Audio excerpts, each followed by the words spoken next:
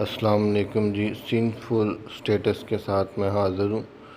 اب اس کا بقیہ حصہ پڑھیں گے۔ سب سے درخواست ہے کہ چینل کو لائک کریں، سبسکرائب کریں، شیئر کریں۔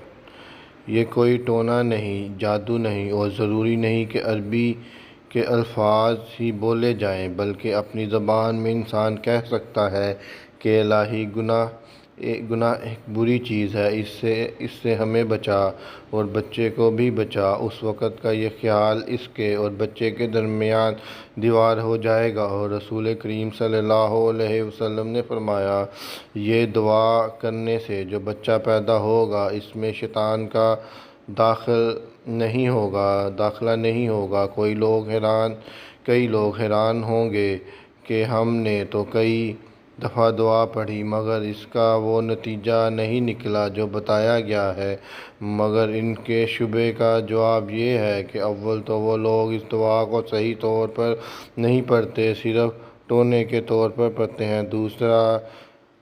دوسرا سب گناہوں کا اس دعا سے علاج نہیں ہوتا، بلکہ صرف ورثے کے گناہوں کے لیے ہے۔ ورثے کے گناہوں کے بعد گناہ کی آزمائش انسان کے خیالات میں اس کے بچپن کے زمانے میں ہوتی ہے۔ اس کا علاج اسلام نے یہ کیا ہے کہ بچے کی تربیت کا زمانہ رسول کریم صلی اللہ علیہ وآلہ وسلم نے وہ قرار دیا ہے جب کہ بچہ ابھی پیدا ہی ہوا ہوتا ہے۔ میرا خیال ہے اگر ہو سکتا تو رسول کریم صلی اللہ علیہ وسلم یہ فرماتے کہ جب بچہ رحم میں ہو اسی وقت سے اس کی تربیت کا وقت شروع ہو جانا چاہیے، مگر چونکہ ہو نہیں سکتا تھا اس لیے پیدائش کے وقت سے تربیت قرار دی، اور وہ اس طرح کی فرما دیا کہ جب بچہ پیدا ہو اسی وقت اس کے کان میں اذان کہی جائے۔ اذان کے الفاظ ٹونے یا جادو کے طور پر بچے کے کان میں نہیں ڈالے جاتے، بلکہ اس وقت بچے کے کان میں اذان دینے کا حکم دینے سے ماں باپ کو یہ امر سمجھانا مطلوب ہے کہ بچے کی تربیت کا وقت ابھی سے شروع ہو گیا ہے۔ اذان کے علاوہ بھی رسول کریم صلی اللہ علیہ وآلہ وسلم نے بچوں کو بچپن ہی سے آداب سکھانے کا حکم دیا ہے، اور اپنے عزیزوں کو بھی بچپن میں آداب سکھا کر عملی ثبوت دیا ہے۔ حدیثوں میں آتا ہے کہ امام حسن رضی اللہ تعالیٰ عنہ جب چھوٹے تھے تو ایک دن کھاتے وقت آپ صلی اللہ علیہ وسلم نے ان کو فرمایا کہ دائیں ہاتھ سے کھاؤ اور اپنے آگے سے کھاؤ۔ حضرت امام حسن رضی اللہ تعالیٰ عنہ کی عمر اس وقت 2.5 سال کے قریب ہوگی۔ ہمارے ملک میں اگر بچہ سارا کھانے میں ہاتھ ڈالتا اور سارا منہ بھر لیتا ہے بلکہ ارد گرد بیٹھنے والوں کے کپڑے بھی خراب کرتا ہے تو ماں باپ بیٹھے ہنستے ہیں اور کچھ پرواہ نہیں کرتے، یا یوں ہی معمولی سی بات کہہ دیتے ہیں جس سے ان کا مقصد بچے کو سمجھانا نہیں بلکہ دوسروں کو دکھانا ہوتا ہے۔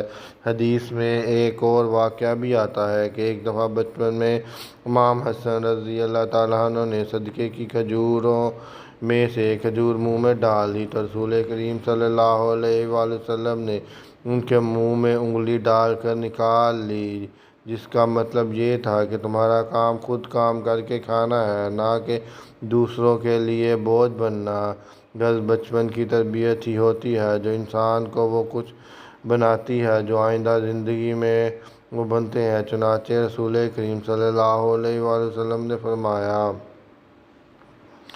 کہ بچہ فطرت میں پیدا ہوتا ہے، آگے ماں باپ اسے یہودی یا نصرانی یا مجوسی بناتے ہیں، اسی طرح یہ بھی سچ ہے کہ ماں باپ ہی اسے مسلمان یا ہندو بناتے ہیں۔ اس حدیث کا یہ مطلب نہیں کہ جب بچہ بالغ ہو جاتا ہے تو ماں باپ اسے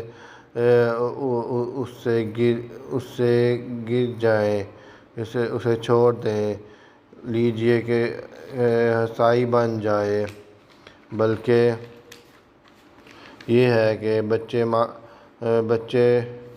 ماں باپ کے اعمال کی نقل کر کے اور ان کی باتیں سن کر وہی بنتے ہیں جو اس کے ماں باپ ہوتے ہیں۔ بات یہ ہے کہ بچے میں نقل کی عادت ہوتی ہے، اگر ماں باپ اسے اچھی باتیں نہ سکھائیں تو وہ دوسروں کے افعال کی نقل کرے گا۔ بعض لوگ کہتے ہیں بچوں کو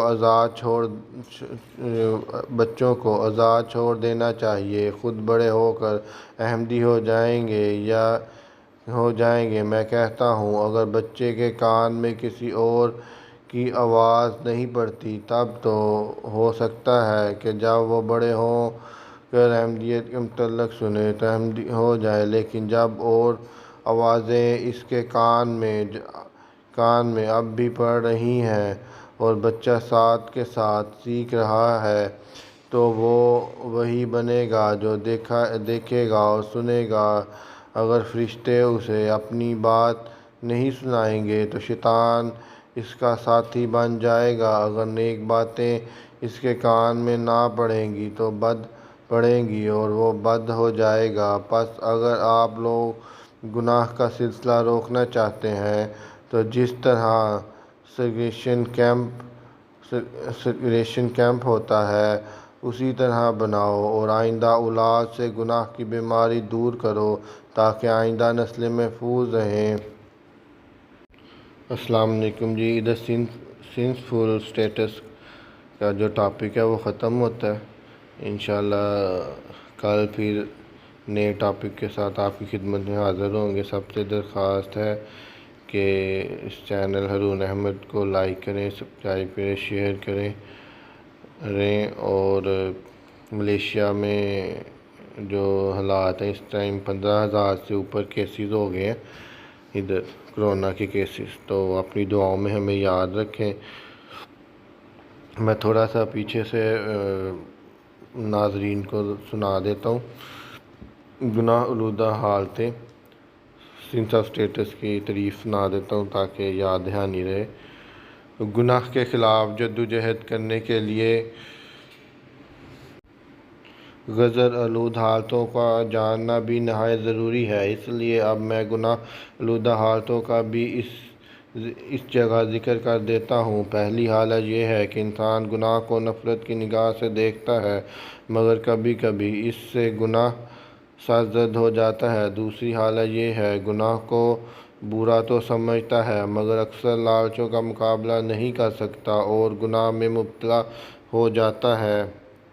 تیسری حالت یہ ہے کہ انسان گناہ کو برا تو نہیں سمجھتا مگر گناہ کی خواہش میں نہیں ہوتی، یعنی اگر موقع پیش آ جائے تو گناہ سے نفرت بھی نہیں کرتا۔ چوتھی حالت یہ ہے کہ انسان گناہ کو پسند کرتا ہے مگر اس میں حیا کا مادہ ہوتا ہے، اس لیے پوشیدہ گناہ کرتا ہے، اور اگر گناہ سے رکتا ہے تو عادت یا رسم کی وجہ سے رکتا ہے۔ پانچویں حالت یہ ہوتی ہے کہ انسان عادت اور رسم کو توڑ کر گناہ کے راہ پر دلیر ہو جاتا ہے اور گناہ کو پسند کرتا ہے۔ چھٹی حالت یہ ہوتی ہے کہ انسان دوسروں کو بدی کی ترغیب دیتا ہے اور اسے اچھا قرار دیتا ہے۔ ساتویں حالت یہ ہوتی ہے کہ انسان شیطان کا بروز ہو جاتا ہے اور اس کا مقصد ہی بدی پھیلانا ہوتا ہے۔ اس کے مقابلے میں نیکی کی یہ حالتیں ہیں: اول، بے خواہش سے ثواب نیکی کرنا۔ دوم، بطور فرض نیکی کرنے کے خدا کا حکم ہے۔ نمبر 3، نیکی کو نیکی کی خاطر کرنا۔ نمبر 4، نیکی کو بطور عادت کرنا۔ نمبر 5، نیکی میں ہی اپنی خوشی پانا۔ نمبر 6، دنیا میں نیکی پھیلانے کی کوشش کرنا۔ نمبر 8، نیکی کا مجسم ہو جانا اور نیکی کے پھیلانے کو اپنا مقصد وحید قرار دے لینا، یعنی ملائکہ کی طرح ہو جانا۔ اس کے اوپر اور بھی درجے ہیں مگر وہ کسی نہیں بلکہ وہی ہیں، یعنی نبوت کے مدراج۔